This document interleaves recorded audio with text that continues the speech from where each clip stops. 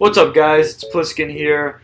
Sorry about my voice in the last video. I was just recording while someone was sleeping in my room, so I couldn't really talk loud.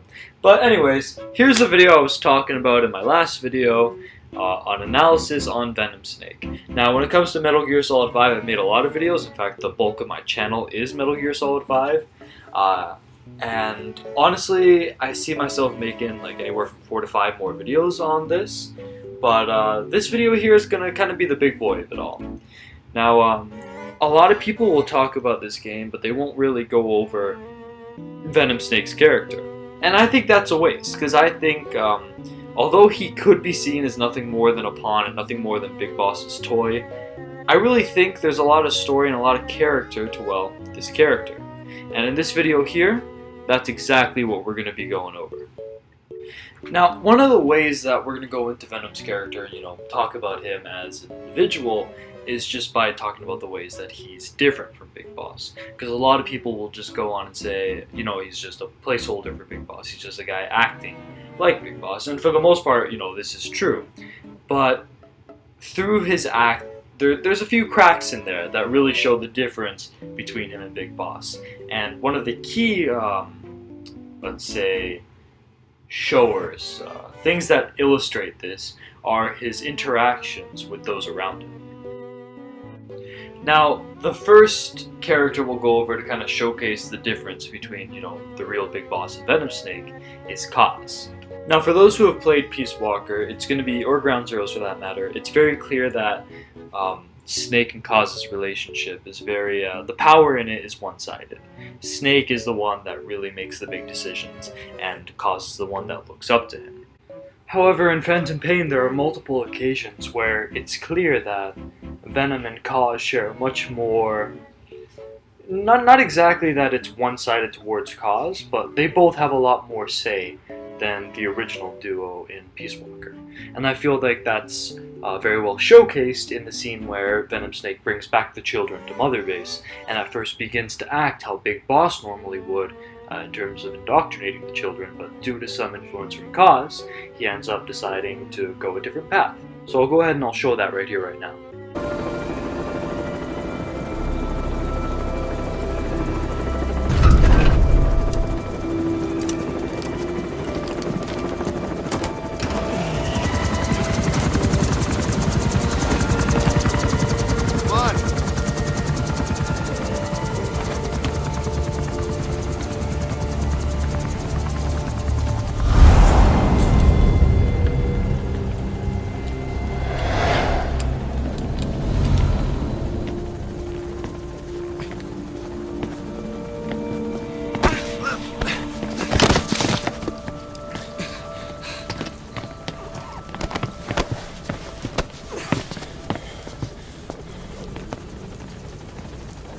What you thinking, boss? I'm thinking that he's tougher than he looks. A little training, he'll make himself useful. Never like kids. Especially ones with guns.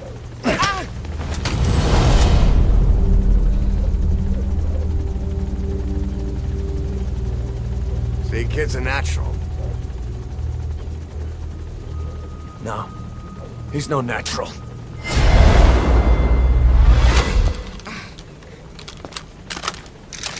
Far from it.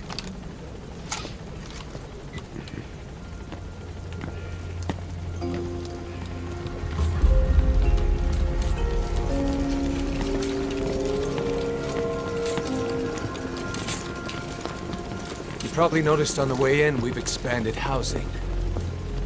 They'll have their own quarters, separate from ours. Won't be counted as staff. So what, we're running a daycare now? They'll learn how to read and write. Do basic jobs. A chance at a real life. Just not from behind a gun. Being behind a gun's what we do, boss. There's no room for angels in our heaven.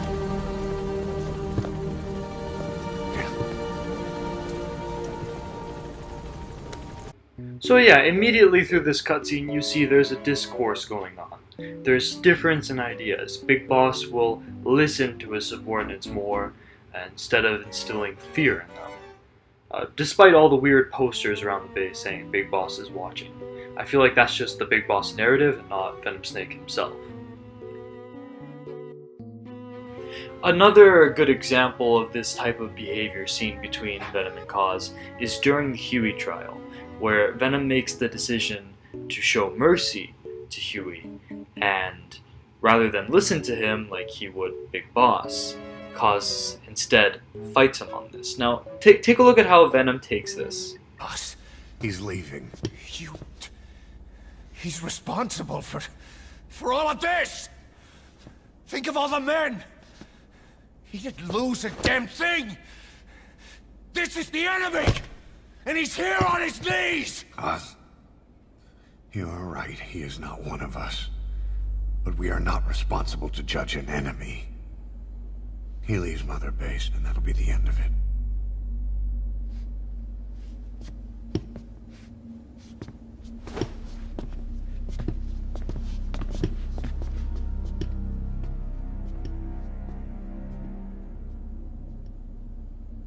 Although Venom still stands his ground and takes his role as the leader seriously, it's far from the cocky and confident demeanor of Big Boss. Now, anyone who's played Peace Walker or Snake Eater knows that Big Boss takes any form of aggression almost as a challenge. He revels in conflict, he enjoys it.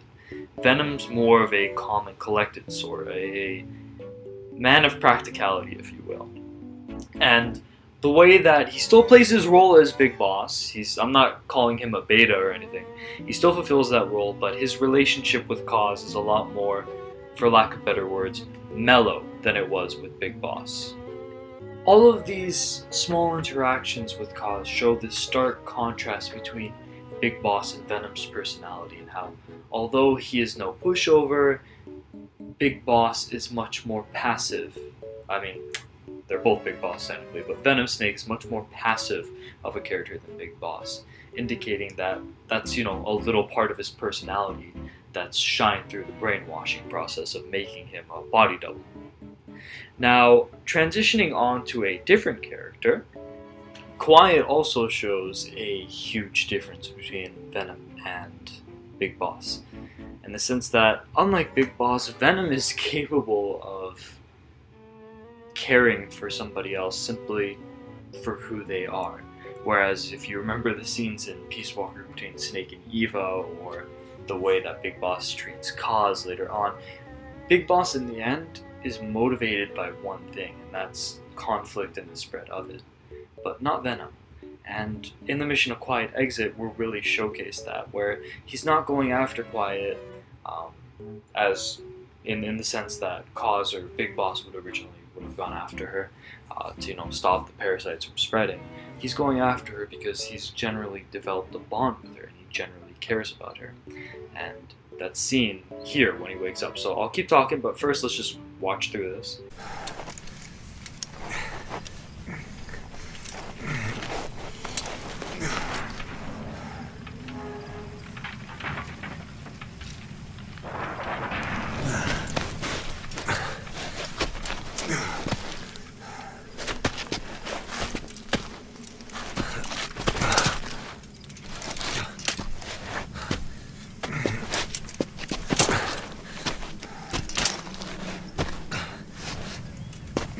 Quiet.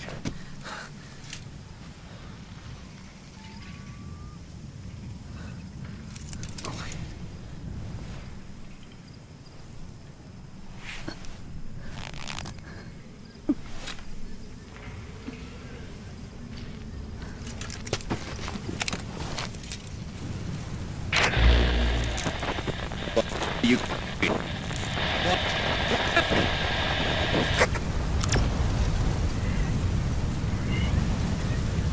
We're gonna have company. No water, no sun. Don't you dry up on me. You notice how there was genuine sadness in Venom's voice when he thought that Quiet might have been dead? When I first played through this scene long ago, I immediately thought back to that one scene in Snake Eater where Eva gets impaled by a fucking tree, and Big Boss acts like he cares, but then reveals that he's only checking in on her safety because he doesn't know how to fly a plane and needs someone that can fly a plane. Venom doesn't need Quiet to be okay. If anything, her dying would have solved their problem. But he cares about her as a person, and that's shown here. So this sense of empathy, Big Boss just doesn't show himself. This is further shown in the following scene here, in which Quiet is proving to be a liability, and both Solid Snake and Big Boss, you know, in many different games, when someone's slowing them down, they'll usually say something like, "Don't make me waste a bullet," or they'll leave them behind. Or if they save them, they'll be very remorseful about it. But Venom isn't scared to kind of show his caring side, and even though Quiet's, you know, spasming out and likely to give them away, he still continues to take care of her. Now, let's go ahead and watch this scene here where he does something completely selfless. And yes, Big Boss has done selfless things for other people, but they're usually in order to accomplish his mission. Now keep in mind, again, Venom Snake isn't accomplishing any mission by helping Quiet. He's simply helping her because he cares. Now let's go ahead and watch through this.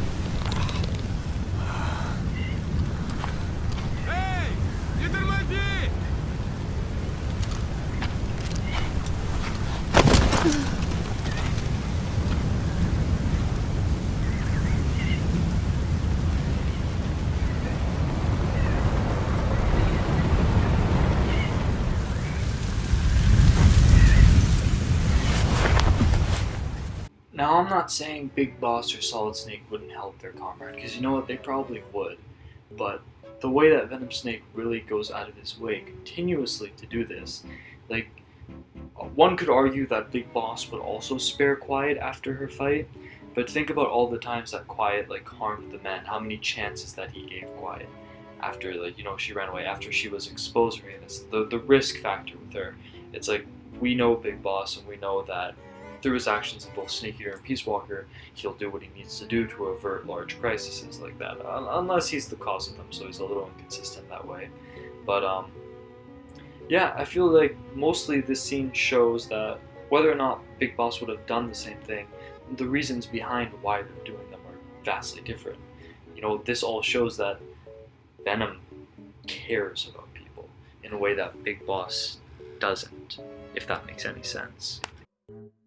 Now, although Quiet did show a huge difference between Venom and Big Boss, specifically in their ability to, you know, show enough empathy to love another person, and yeah, you could argue that Big Boss loved the boss, it's fair to say that Venom is a much more caring person, and Quiet serves as a vessel to show this. However, if there ever was another character to do this, and you should see this coming because I bring her up every time I make a video on Metal Gear Solid 5 on this channel, that character would be Paz. Paz serves as a means to understand Venom as his past self, specifically how he took his job seriously as a medic and how he really cared about this person and the weight that his failure with her really had. Now, let's just give a watch to one of these cutscenes where he has Ocelot, or at least an illusion of Ocelot, serve as a vessel to, analyze and justify what's going on with her. If anything, Ocelot serves as a vessel of Venom's former self. So let's give this a nice little watch. Just as long as it didn't conflict with her timeline. But now nothing gets a reaction from her. What happened? No idea. Well, Miller did go and tell her that Skullface is dead. If anyone should want revenge against him, it would be her. But it's not exactly like an angel of peace to cheer for someone's death. Now is it? There, take a look at this too.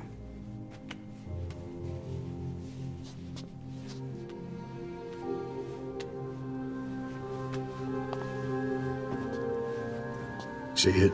Right there. The wound is open.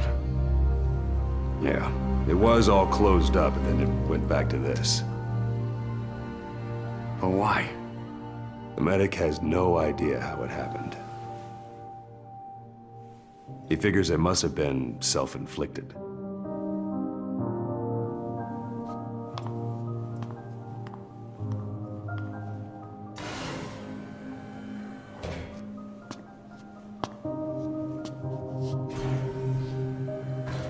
So you kind of see Ocelot and Venom's dynamic mirroring the dynamic that Venom probably shared with Big Boss before this all went down. After all, Big Boss was, Venom Snake, here I go again, mixing that up. Venom Snake was Big Boss's confidant, his most trusted and talented soldier, and his medical officer that he would take with him on his missions.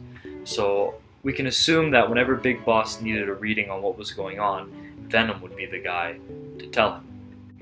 Now, considering that Big Boss has near deific status within the Metal Gear mythos, the fact that he would trust Venom Snake like this would probably give Venom a certain amount of confidence in his abilities, as well as a sense of responsibility over the people that Big Boss entrusts him to take care of.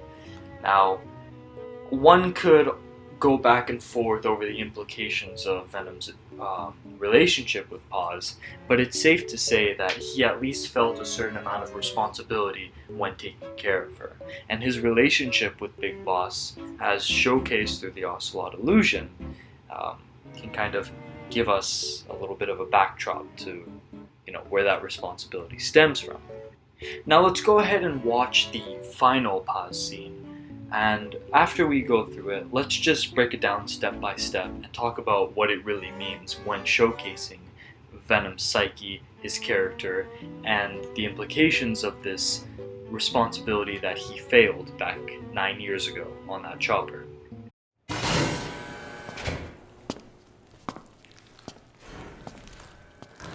Stay away! Paz!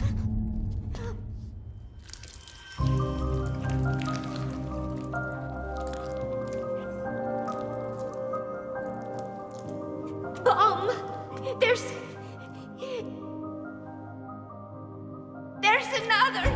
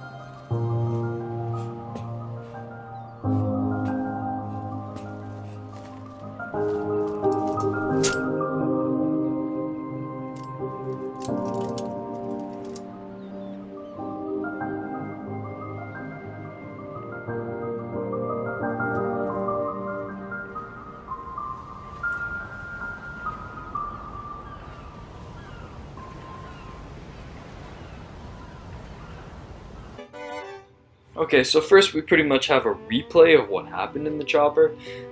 Paz's own hands serving as Venom Snake's actions, and Venom Snake acting as Venom Snake's, thoughts towards this, his feelings, Just look at the shock and disgust in his eyes. That's probably how he was feeling about his own actions, or how he feels about his own actions looking back on that. Like, that look on his face really showcases his guilt. And if that wasn't enough to show his guilt, let's look at one of the only scenes that Venom Snake actually screams in agony throughout the entire game. And then of course this all culminates in Venom Snake waking up and having that scene with the butterfly that kind of connects back to what he said about Cause when he was standing his ground, saying that this is all about the future. Now this is him being true to that statement with himself by, grasping that butterfly and finally letting that go, letting Paz go, letting that guilt go. He's able to move on to the future. And this is really best showcased in Paz's last tape, or I guess Venom talking to himself, but it's just Paz's voice. That really shows his thoughts. So rather than speculating, let me just go ahead and show you that. Peace Day never came. Every morning I wake up expecting it to come, but it is always 3 days away. That cannot be it. I have not woken up at all. It is just a dream. It is all a dream. I am in it, and you are in it too. I am the dreamer, but you are having my dream. Do you get it now? You do, don't you? Peace Day never came. With 3 days left, I followed my orders from Cypher and launched the operation. I hijacked Zeke. I fought Snake. I lost and was thrown into the ocean. I survived, but I was captured by Cypher. How happy I would have been if they had let me die then and there. But wishes do not come true. We just cling on to our dreams, our phantoms, mine and yours. But I think this one is coming to an end. After all, you have figured it out now. You can kill Skullface, murder Huey, slaughter Zero, burn the whole world down, and it still won't bring me back. Me, or any of the dead. And that was our business. War. We bought our daily bread with money paid to us for killing. Maybe us getting killed was just balancing the scales. Mother Base was never the heaven we wanted it to be, but I was still happy to have lived with everyone there. It was such a short time, such a hypocritical peace. But while I was on Mother Base, I was happy. So, I hope I am not the only one who looks back on those days with happiness. There is more to remember than hatred and rage. But of course, this is you thinking that I should think that. It is no mystery now. I am just a phantom, a fragment of the mind you have lost. The real me died a long time ago. But even so, more so, I can tell what you are really feeling. The real emotion that is locked away at the bottom of your heart. Let it fly out. Let it guide you. Live. I think it is my job to tell you that. That is why I exist. So this tape is the last one. Once you are done listening to it, I am one phantom limb that will be gone for good. My flesh, my bones, joining the silt on the ocean floor. But do not forget, as long as you remember me, I will always live within you. Not a phantom limb or a phantom anything, as part of your heart. I will always be your angel of peace. So I know exactly how to finish.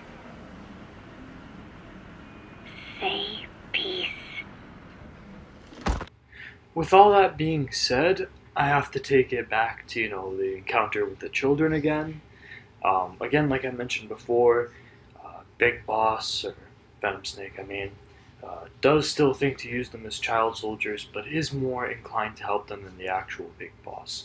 Also, in this game here, murdering children is completely off the books to Big Boss. But in Peace Walker, remember that Big Boss threatens to kill Chico. He has no problem pointing a gun at him. And yeah, one could argue that, he was just doing that as like a show to get Chico to understand what was going on. But the fact of the matter is, and I guess the whole point of this video is that Venom just has a bigger heart, and he's not afraid to, cheat the system, cheat his programming in order to help those that he cares about or thinks that deserve help. So to end off this video, I'm just gonna put that one clip from where he, first sees the children, and use that as a nice way to just tie it up and show who Venom Snake really is. But yeah, if there's any other scenes in the game you guys feel are important to showing Venom Snake's character, feel free to leave that down below in the comments, subscribe, and see you guys next time.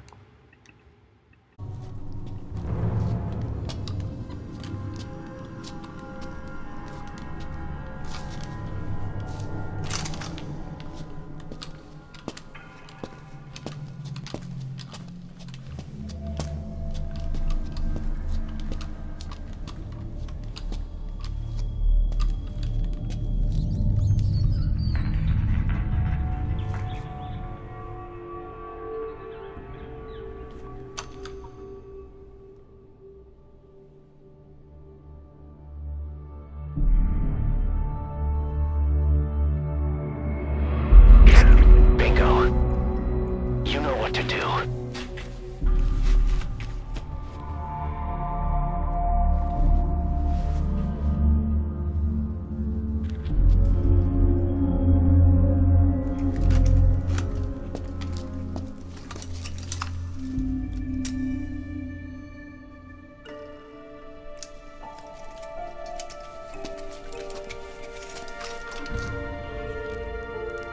Their lives for a fistful of diamonds, huh?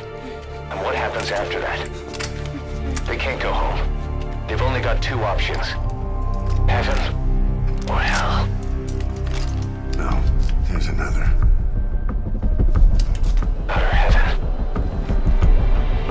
Tape's rolling, boss.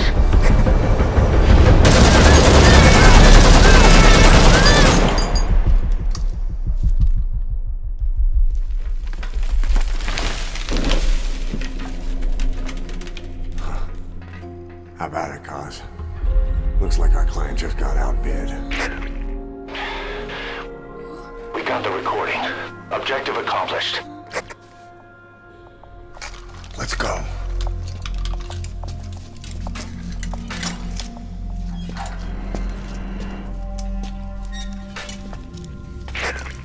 We'll bring him back to Mother Base. Now, for the RV.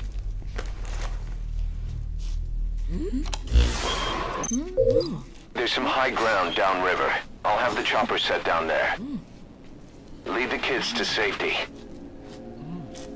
Listen, the kids don't get hurt. No matter what, you bring him back alive. Exit the cave and turn left, then pass through the swamp and follow the river downstream.